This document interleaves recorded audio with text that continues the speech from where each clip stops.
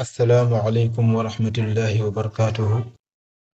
Bandiraɓe yaɓoɓe pular arab on calminamin juram en ñaganama Allah moƴƴere. Gaɗa wiyesi aswa wadde abone en batta abone chaine ngam bindande kese garoje ɗe mbawa yettade mo ɗon ɗo. Kono ni si ka jiɗi jangude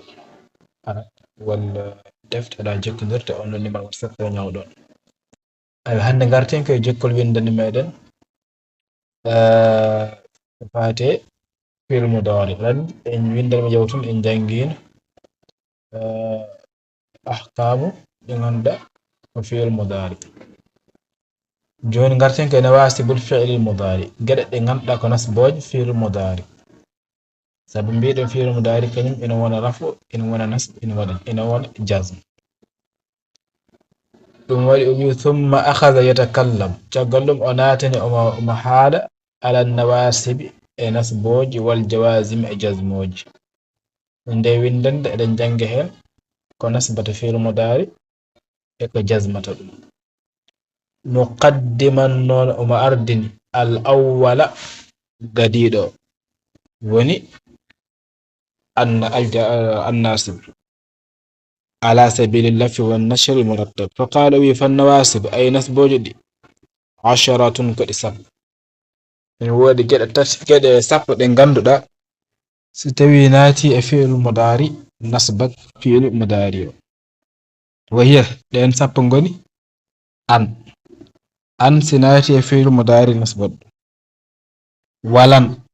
lan si naati e fi'il mudari nasbat wa idan sinati fi'il mudari nasbat wa kai sinati fi'il mudari nasbat wa lam kai sinati fi'il mudari nasbat wa lamul juhud sinati fi'il mudari nasbat wa hatta sinati fi'il mudari nasbat wal jawabu bil fa'i wal wawi e jabaradi waw fa e waw min sinati fi'il mudari nasbat aw e aw ɗi fu ma en ngare facciroji yeso selde jaɓi. Ayi fan nawasib ay nasboji alfa o ko fa'ul fasihati wiyete an nawasibuji mubtada marfu ko mubtada mo ganda bala rafu badira rafu bil ibtida puɗɗorgol asharatun khabarun ko ɗum khabar al mubtada wala mubtada marfu'un badira rafu bil ibtida puɗɗorgol. يعني دم فرتكو يدي ويرم دوكو أن النواسب أي نسبوج دي للفيل ولند فيل المضاري مفيل مضاري لفظا تبنج لفظ كو إذا لم يتصل به إحدى النونين ستوي هاي هوند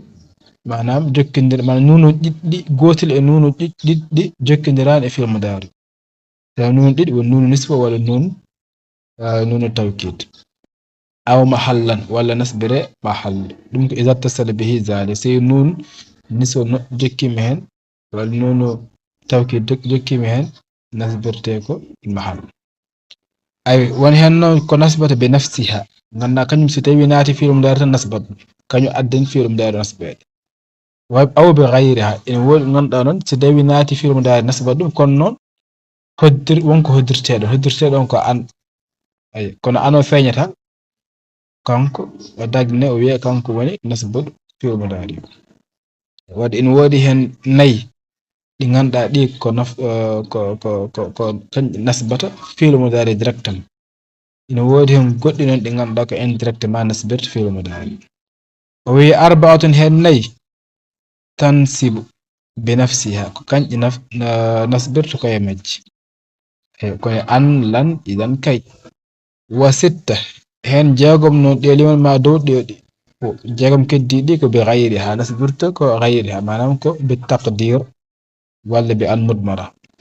بعد حرف لام بعد حرف لام الجهود أو بعد حتى ولا بعد فاصل في أغنيها. وقد أشار للأول بقوله أجوفري مقديدو بأن نصبر بنفسها وهي الواو كالاستئناف نمبت لسغل هذا هي كضمير منفصل كضمير مغنى منفصل مبتدا ضريد أي ضراد مبني توك مهيد على الفتح فتح في محل رفع بلا صرف وهي ما هي كفتح مبتدا فنون كرف وي أن أديهم كأن بفتح الحمزة فتح الحمزة وسكون النون سكند نون أيوة وهي وسكون النون هي وما عطف عليها وهي كودا إذا عطف إمود في محل رفع دعني كبلا رفع خبر مبتدا وننت خبر فانت خبر مبتدا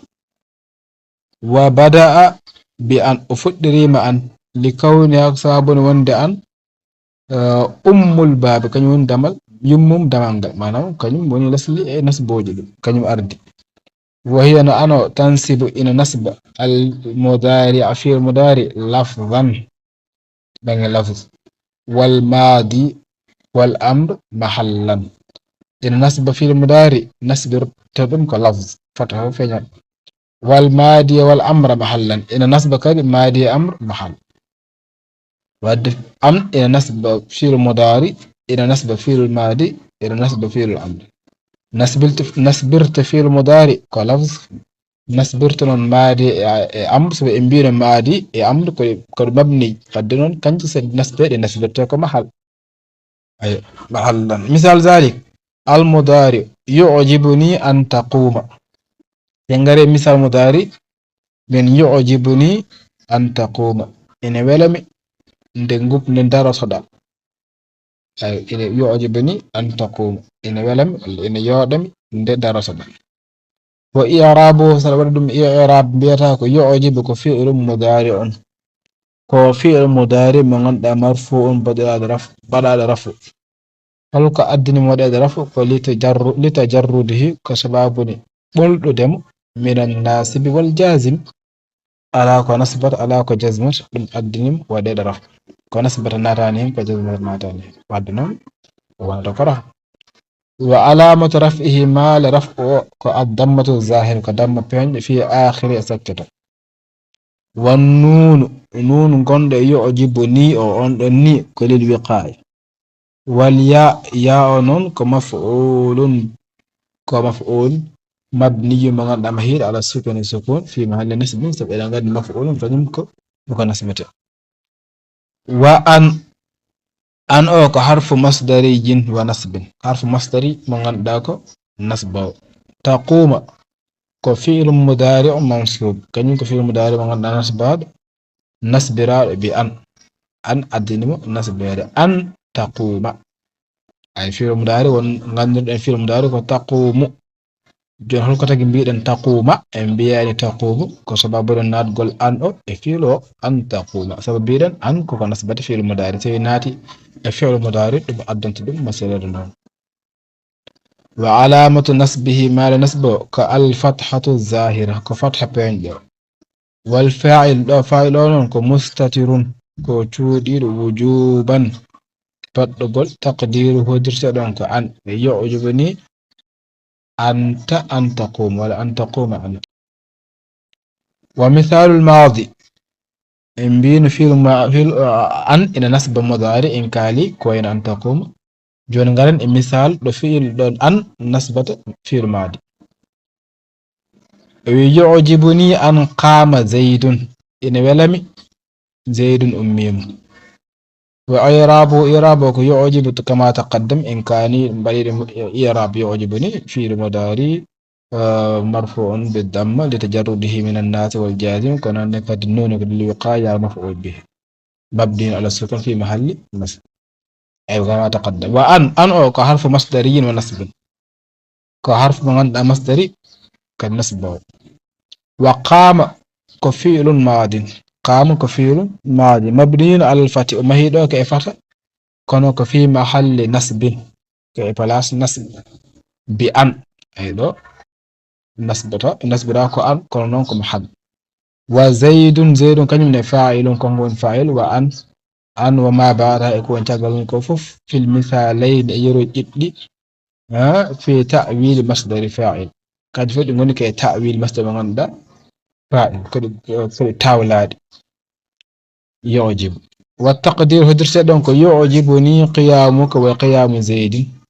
أي دمير يعجبني أن تقوم يعجبني أن قام زيد wonno laslo masdaro tan ko yu'jibuni qiyamuka wa qiyamu zaydin darde ma e darde zayd fof ene belam addi ɗum wiyeeno an taquma ko sabuna naggol an e muɗum wa misalul amri yeru ngaren e amru holɗo an nasbata fiilu amre wi ashartu ilayhi bi an qum mi joofimomo yo o ummu ay ɗo bi an qum o ko nasbira an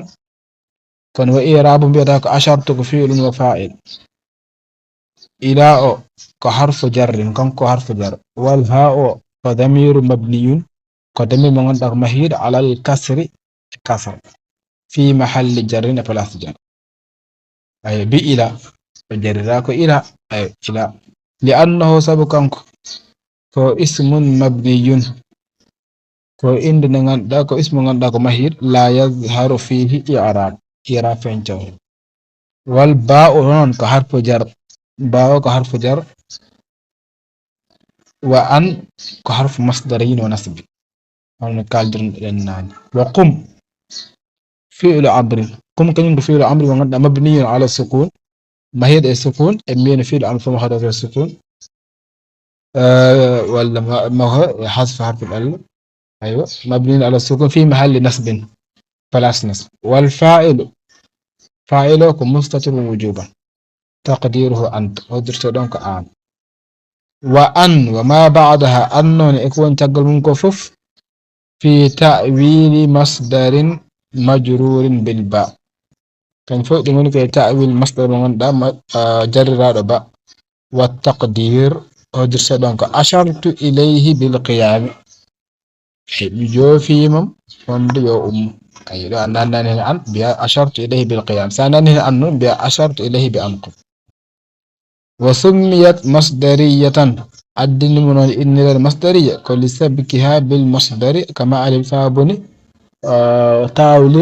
manam tawlugol ngol o tawrat ittude masdar wata ɗum masdar ma'awwal e masdar sarih o wi walan alwaw harfu atfin lan o ko ma'tufun ala an mabniun ala sukun lan kañum no koko nasbat wi lan noon koko atfa e an mabniun ala sukun mahi ko e sukun fi mahalli rafin place raf yaani firti ko anna min an nawasib ina jeeya e nasboji lan hono no an nasbirtani lan kañum koko nasbat wa hiya no on lan harfun ko alkulal yansibul mudari nasba wal fi'l mudari wa yanfi ma'nahu riwta ma'na fi'l mudari wa yasiru khalisan lil istiqbal o laato koko fayta arde tan wawata arde mana wawata wonde mana ko fayta arde ko metta wonde ay lan yaquma firti ko lan yaquma zaydun firti ko zaydun meɗata joɗade fami ɗum ko nafyu lil istiqbal fay arde ko metta wonde ɗum woni lan yeru sawi lan yaquma zaydun wa i'rabuhu lan o ko harfu nafyin wa nasbin wa istiqbal ko harfu mo ganduɗa ko naf gow ko diwtow wa nasb ɗiɗi ko nasbow wa istiqbal ete ko riwta ko mana ko hunde faande arde kala fof ɗo natata o natata koye fi'il mustaqbal wa yaqumu kañum ne ko fi'il mudari mansub fi'il mudari mo ganduɗa ko mansub o nasbira ko bilan wa alamatu nasbihi ma nasb ko al fathatu zahira ko fatha feeñ wa zaydun o fa'ilun marfu'un ko fa'il mo ganduɗa ko marfu wa alamatu rafihi ma rafu ko dammatun zahiratun fi akhir damma takriba damma peñ e sakkato wa idan kañum alwaw ko harfu atfin wa idan ma'tufun ala an wala atfi an mabniyun ko mahiru ala sukun fi mahalli rafin place raf yani ɗum firti ko anna min an nawasibi ina jeeya e nasboji idan kañum ne ko e nasboji he jeeya hono no an nasbirtani e hono no walan nasbirtani e hono no noonne idan nasbirta wa hiya harfu jawabin wa jaza idan noon ko harfu mo ganduɗa arata ko jabtade e yoɓte wa yushtaratu ina sarɗa e idan noon e idan fi nasbi nasbat biha thalathatun ثلاثة شروط إن شرط إذا قلم نصب يارو شرط دير شرط تشي دير شرط تشي يارو هو منيد دينغون أن تكون في صدر الجواب يارو إذا نو ونكي fuɗɗorogol jaabongol nde alkolagal fuɗɗiri nde konngol fuɗɗiri jaabaade ngo ɗo puɗɗoɗa jaabaade ɗo yawata ko ɗon nanɗa isan e arwanne nde ko nden isan wawata nasbude tati ɓiijo ka an yakuna al fi'lu ba'daha mustaqbalan yawata o fi'lu mo naatoto ko fi'lu mo ganduɗa ko mustaqbal manon ko pawɗo arde o wona baɗɗo ha pat wala gonɗo wadde manon ko pawɗo arde tarbijo wa alla yafsila baynaha wa bayna alfi'li fasilun nde wasata sernude hakkunde isano e fiiɗo ko sernata mana haydara wasa ɓilade hakkunde isano e fiiɗo fiiɗo nasbeteɗo gayra qasam sona taw ko qasam ari ko hunde wonode walla ko nandi hen ay yeru sawi isan ukrimaka aɗan ɗo isan ukrimaka wonmo jaaɓiɗa mbiɗa nden mi teddinma ay jawaban liman qala uridu an azuraka ɗum ko jaabuwol on mbiɗi min komi jiɗɗo juuradema ay ɗo sarɗiyeji tati ɗi fof kawri e ngol ɗo konngol isan ukrimaka goo sarɗi gadiɗo yoni yato ko jawab صادرا في صدر الجواب إذن أو woni ke fuɗɗorde jaabugol ngol goo ɗo wino wonde yato isano ko wasa haydara wasa ɓilade hakkude makko fiilo wadde en jiiɗo isan haydara ɓilade hakkude makko e ukri makko ayo ko nonne kadi sarɗiyeji goɗɗo yato fiilo wonata ko mustaqbal da isan ukrimaka ay sa bir mana uridu an azurak so a wadde taw ko fu woni faande arde wadde isano ari ko jabtade fiil mo ganduɗa so arde wadde ɗiɗo sarɗe tati kawri hen wa i'rabu so ɗum i'rab mbiyata ko isan harfu jawabin wa jaza'in wa nasbin isan kañum ko harfu mo ganduɗa jawab jaza nasb ukrima ko fiil mudari mansubun bi isan ko fiil mudari mo ganduɗa nasbira ko isan wa alamati nasbihi mal nasbi ko alfatahatu zahira ko fata peñ wal fa'il ko mustatirun wujuban ko cuuɗiɗo e baɗɗugol taqdiru hoddirta ɗon ko ana wal kafu ko maf'ulun bihi mabniyun mahiɗo alal fata fi mahalli nasbin e place nasb fa in lam takun fi sadril jawab o wi si tawi noon isano wonani e fuɗɗo manam e hoore konngol hoore jaabolngol nahu koyno ya zeydu isan ukrimuka mbiyata ay ya zeydu haala ka ɗon fuɗɗiri ko ya zeydu nde isan fuɗɗi arde ay ɗo isan ni ina ɓasonira e ukrimaka kanƴe haydara sernaniɗo kon caɗele ɗe ko wonani hoore jaabuwol ngol woni toon ko ya zeydu wadde ɗon isan wasata sarɗi mum woni sarɗo wondemo e hoore jaabuwol ɗum waɗi a wawata nasbirde mo ɗo mbiyeɗa ko ya zeydu isan ukrimuka ay isan ukrimuka sabu ɗo o wala doole nasbowo aw fasala ukrimuka ɗo ka waɗanima nasb ka baɗɗoma raf ukrimu a wiyano ukrima aw fasala baynaha wa bayna al fi'li fasil walla kanko isano e fi'lu mo nasbato woodi ko ɓili hakkude majji gayra al qasam taw wona wondore nahu ko wayno isan ya zeydu ukrimuka ay isan ya zeydu ukrimuka isan ɗo ari e hoore jaabuwol ari e hoore konngol jaabotogol ngol kono ko o raf'ani ukrimuka holko haɗimo raf'ude ukrimuka sababude wonko ɓili hakkude makko e fi'lu o a wiyani isan ukrimaka mbiyeɗa ko isan ya zeydu ay zeydum ɓilima hakkude makko e fi'lu ɗum waɗi joni kadi isan wasat doole mum nasbowo isan ukrimuka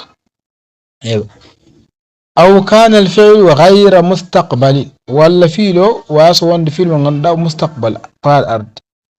yeru mbiya isan tasduq jawaban liman qala uhibbuka on mbiɗo min mbiɗa yiɗma أي بريد ما دم هنكنت كجوابا لفعل ماضي غدا كجابات فعل ماضي أول بريد وند من بريد ما هذا ko golla gonangal o saha wana mustaqbal bijid bidi yid ma o yidi ma hankata hapar wadde non biya izan tasduq ndende gonga ay izan ari e fuddorde jabol kadi haydara bilaaki hakkude makko e fiido kadi ari ko jabtaade kon cerelde ko jabti ko o jabtaaki mustaqbal o jabti ko mudari walla maadi dum wadi ha joni ko o wasat sarde makko gaddanoma nasbude wadde a wawata wiide izan tasduqa mbiyata ko izan tasduqu sabu ɗo o wawata nasbude wadde ɗum waɗi to ayyana toɗɗima raf'ul fi'li daf'ugol fi'lu ba'daha caggal makko fi jami'i hadhihi al amsilati salasa dendanga ɗiɗo yeru tati fof mbiyata ko izan ukrimuka izan ya zaidu mbiya izan ukrimuka izan ya zaidu ukrimuka أيوة إذن أكرمك جوابا لمن قال أحبك إذن أكرمك ديدا فيلو ترف رفعت سابن دو إذن دنياني شرط وإن أدن دو نسبت كوكو واسي شرط دو وكي كنون نكر إن جاء نسبه جدي كي الواو حرف عطف كي أوك معطوف على أن كودا عطف أن مبني كمهيد على السكون في محل رفع بلاصات يعني دم فرتك أن من النواسب إن جاء نسبوج هاجوني للمضارع وند مضارع كي يمكن نسبوج جاء ويشترط قد إن سرد في النسب نسب قل كي في نسب بها النسب كي من غير تقدير عن بعضها تو ياتو كيو إن قدر تعدون أن تكون مصدرية كوين دمر مصدرية وهي التي تتقدم عليها اللام إما لفظا وهي كي من عندك مصدرية هدرسة دون كي من عندك لام إن أردود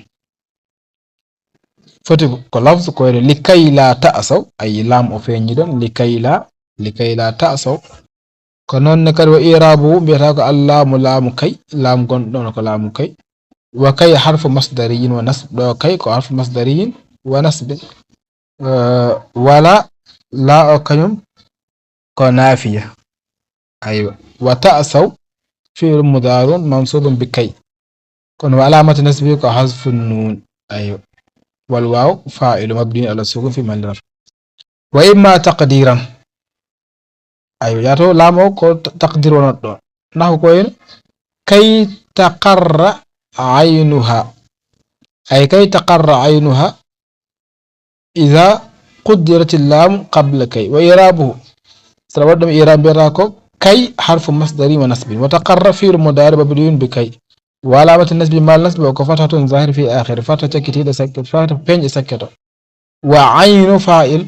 تقر كلمة فاعل ولم تقر مرفوع قبل أعرف بالضمة الظاهرة وإذا عرف قدم فين جدًا وعين مضاف والهاء مضاف إليه مبني على السكون في محل جر وسميت حينئذ كان سامد بإنرشاء كمصدرية تكون مصدرية لتأولها نم تاولد مع ما بعدها وين تقل منكم بمصدر مصدر أي كيمون لعدم إساءتكم ودرس لكي لا تعصوا معناه لعدم إساءتكم كي تقر أي لإقرار عينها كي تقر عينها أي لإقرار عينها أي دمكم مصدر تاول النور دمر فإن لم تتقدم عليها اللام ستوين اللام أرداك دم لا لفظا ولا تقديرا ونا لكي لا ونا كي لا وإن لفظا تقديرا فهي نكون حرف تعليل دون ونتك حرف تعليل بمعنى اللام وتكون ناسبة دون نسبت للفعل والفعل بعدها بأن كنا نسبت حدهم كان قهار ما كنا نسبت حدهم بأن أي بغيرها بأن مدمر وجوبا نحو كوين جئت كي أقرأ العلم غرمي كو جانغودي غندال جئت كي أقرأ العلم أي لو هدرت جئت لأتعلم أو جئت لأقرأ العلم وإعراب بدا جئت كفعل وفاعل كي كحرف تعليل وجر وإعرابه جيد فين فاعل وكي حرف تعليل وجر وأقرأ كفيل مضارع أقرأ كفيل مضارع منصوب نصب رار بأن قال أنك أن مدمرة وجوبا بعد كي قال أن كمدمر من عندك وجوب بعد كي التعليلية من عندك سبب معنى تعليلي وسبب وعلامة نسبه ما نسبه الفتحة الظاهرة فتحة بين والفاعل فاعل ضمير مستتر فيه وجوبا تقديره أنا أي أنا والعلم علم مفعول به منصوب وعلامة نسبه ما نسبه فتحة ظاهرة فتحة بين وسميت حينئذ غانسان أون دون كي إنرشاد تعليلية تعليلية أنها بمعنى لام أون كي وندون ودري دونك درند لام أي لأقرأ فهي علة لما قبلها أي جئت لأقرأ الماء ولما أنهى الكلام على النواسب التي تنسب بنفسها جرندين أغسني حال دين نسبوج دينغان دا نسبرتك كي من كني نسبرتك دركت ما ديوني أن لن إذن كي غانسان أخذ أنات يتكلم حال على النواسب نسبوج دينغان دا التي تنسب إلى النسب إلى النسبر بأن المغنى مدمرة بعدها كدر سير تجل أنا كأردوك وانا كنج كي مج نسبة في المداريو كونو مانام لداري دونك دارد أن وإنما أدمرت أن أدن أن مفتد سودد دون غيرها غاغا تنامج ko hade en koddiran don lan ko hade en koddiran don izan ko hade en koddiran don kay o mbiyatan ko li annaha ummul bab sabu an o woni yummum damangal kanyum woni horejo hade men ƴewdo goddo ya to kanko wawa don wonde to ha par te kanko on wawa don wonde jaranga den ƴewa goddo te keddidi fof ko kanko keddidi fof mbawata wonde do ko kanko tan wawata wonde do faliza ko dum woni sababu o amilat dum golli malfuzatan muqaddaratan foti koko haalate wala ko hoddirte ko kanyum woni ko arab do wa idmaruha wadde idmar non on don an imma jaizun ma wode nokkuji di ganduɗa ko jaizonat aw wajib wala wonde nokkuji di ganduɗa ko wajib ayo ene jeeya ɗin ɗon nasburoji be gayriha ɗi ganduɗa ko an mudmara hoddirte ɗon laamu alwawu harfu atfin wawo ko harfu atf laam o ko ma'tufun ala an kankon wala arfu kay an ɗiya nasboji wal ma'tuf ala marfu'un ko wala fof non ko wala arfu ko raf'atu ko rafa'at lam mudaf wa kay mudafun ilayhi mabniun ala sukun fi mahalli jar ay lamu kay lamu ganda ko e kay wondata kono mo cakkiɗen haalde e kay ndi kay o yani ɗum firtu ko anna min an-nawasib lil mudari ha joni ene jiya e nasboji fi mudari lamu kay ويقال لها مبينة لام التعليل راويدم لام كي ساويدم كي بيا لام التعليل فوق لكن كنا نحلق نسبرت بأن مدمرة بعدها أي أن توميد تقل مك الأوفين تادون كنا هدرت ممنط نحو كوين قوله تعالى لتبين للناس لتبين كها بيننا للناس ونديم أي لتبين كو لأن تبين أو لام تعليل كو أن مدمرة كنوك جوازا سبو أدا عبيد لأن تبين أدا عبيد كدي لتبين مفهوم أوي وإيرابو سلام إيراب بيرك اللام لام كي لام أوك لام كي وتبين كو فعل مضارع كو فعل مضارع من غندا منصوب كو نسباد هلكو نسبرا بأن مدمرة an mo ganduɗa ko coomiyit walla ko moftaɓe ko koddirteɗo jawazan ay ɗo ko jawaz so wima jawaz firta aɗa wawi huuta aɗa wawi feññinde ɗon laamo aɗa wawi kadi wasde feññinde laamo litubayyina linnas walla li an tubayyina linnas ay ba'da laami kay wa alamatu nasbi ma nasbu ko al fathatu zahira ko fatha peñ wal fa'ilu ko mustatir tuuɗi wujubani baɗɗogol taqdiru hoddirte ɗon ko anta linnas ay litubayyina anta linnas jarun linnas o ko jaru wa majrur muta'alliqun bitubayyin wa lam alwawu ko harfu atfin waaw ko harfu atf و ولام معطوف على أن حاجون كنفو للنسبة ديكي أن والمعطوف على المرفوع مرفوع كالفو نونك ولا أرفع كرفع رفعته ولا مضاف والجحود مضاف إليه مجرور بالكسرة الظاهر أيوة يعني دم فرتك أن من النواسب إن جاء حاجون أن قد نسبوج للمضاري نسبوج في المضاري لام الجحود لام غندق لام الجهود إن بين لام التعليل ولا لام كي إن نسب بأن مدمرة كنون قد لام الجهود إن نسب كلوك بأن مدمرة بغيرها أي النفي سيام الجهود فرتك النفي ما روت دهود لكن بأن مدمرة وجوبا بعد أي دونون لام الجهود أو سلتها تبيام وجوبا تن هنقل فرتكو أن وعاد الناد كو كانقدن وعاد وان لام الجهود وضابطها نون دوسغال مودum ko an tasbiqaha kono ardato oɗo laam kana mo ganduɗa ko almanfiyatu kana mo ganduɗa ko diwtowo bima diwtiraɗo ma kan mo ganduɗa ko almanfiya ko ganduɗa ko diwtaɗo jafoɗo bima diwtiraɗo ma aw yakun walla to mo ardina walla omo ko diwtiraɗo yakun am ganduɗa almanfiya bilam ma kana walla lam yakun manam dosgal laamul juhud ko yato ko kana diwtiraɗo ma ko wayno ma kana walla yakun diwtiraɗo lam ko wayno lam yakun o wi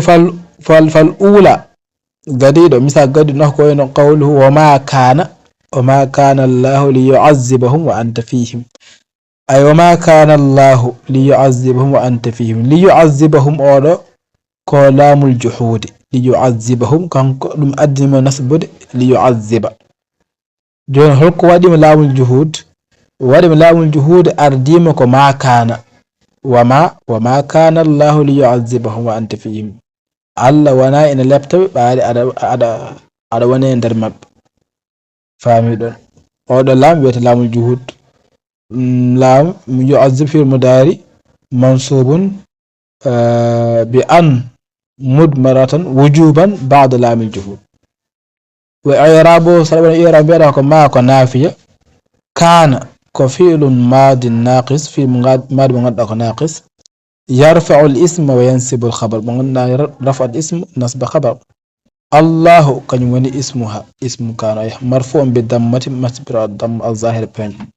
ليعذبهم نون اللام كلام الجهود ويته ويعذب كفيل مضاري no ganduɗa ko mansubu nasbiraɗo ɓe an mudmaratan ad mudmar wujubane baɗɗugol ba'da laamil juhudi caggal laam juhud wa alamatu nasbi mal nasbi ko al fathatu al zahira ka fatha pende wal fa'ilu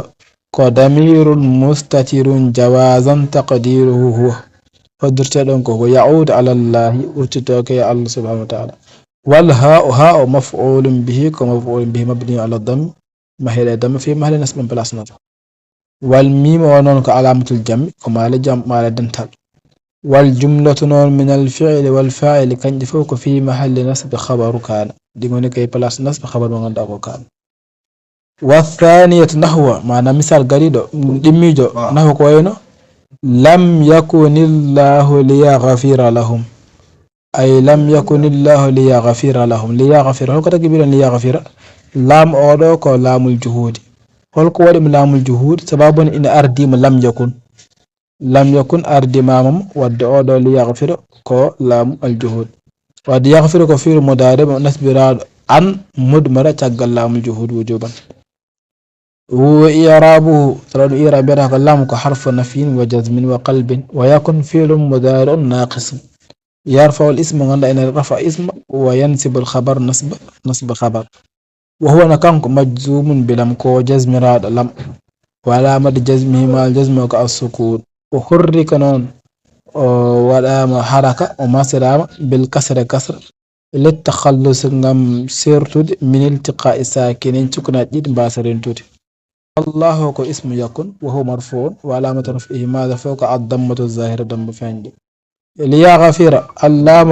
كلام الجهود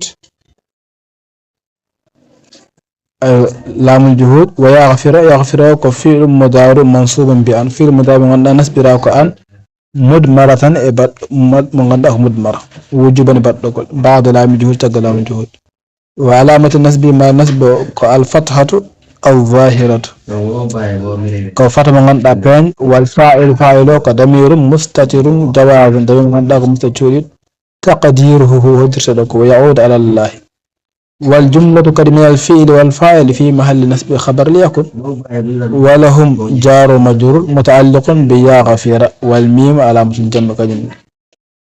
حاجون وحتى إن جاء النسب وجكدي النسب الواد المجر حتى الواو حرف عطف حتى معطوف على أن مبني على السكون في محل رفع يعني انفرتك أن من النواسب إن جاء نسب وجه للمضارع والمضارع حتى لكن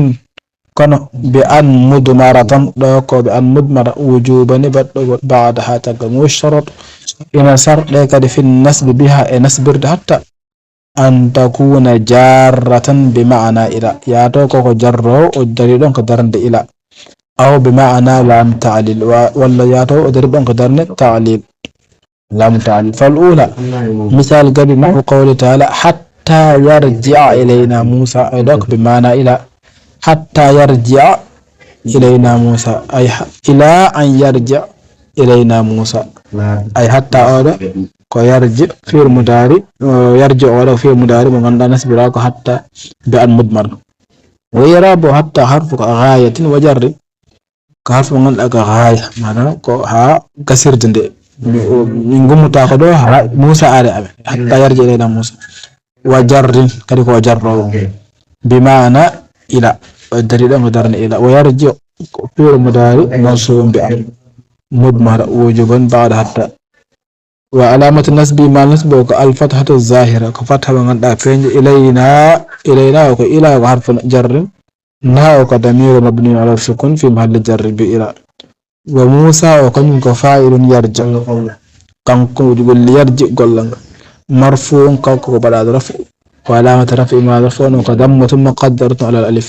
ضم قدر دو ألف منع من ظهور حد فنجك التعذر قنتنقل وحتى هنا حتى نندو بمعنى إلى جيدوك معنى إلى أي قالوا بيك لن نبرح عليه عاكفين إلى رجوع موسى من شيرة من أفنو هادو تقول موسى ها موسى رتجع من فحتى يرجع إلينا موسى أي إلى رجوع موسى والثانية معنى مثال إميجو نحو قولك للكافر أسلم حتى تدخل الجنة ولله التعليل أسلم حتى تدخل الجنة ويكو يا جبلو ونجول نعت الجنة قبل نعت الجنة وإرابه أسلم كفيل أمر مبني على السكون والفاعل كضمير مستتر وجوبا تقديره أنت حتى حرف تعليل وجر بمعنى اللام تدخل في المضارع تدخل كم في المضارع منصوب نصب راد بأن مدمر وجوبا بعد حتى تقل حتى وعلامة النسب ما نسب الفتحة الظاهرة كفتح فين والفاعل مستتر وجوبا تقدير أن هدر أن تقدير أنت والجنة أي جنة كلمة مفعول به منصوب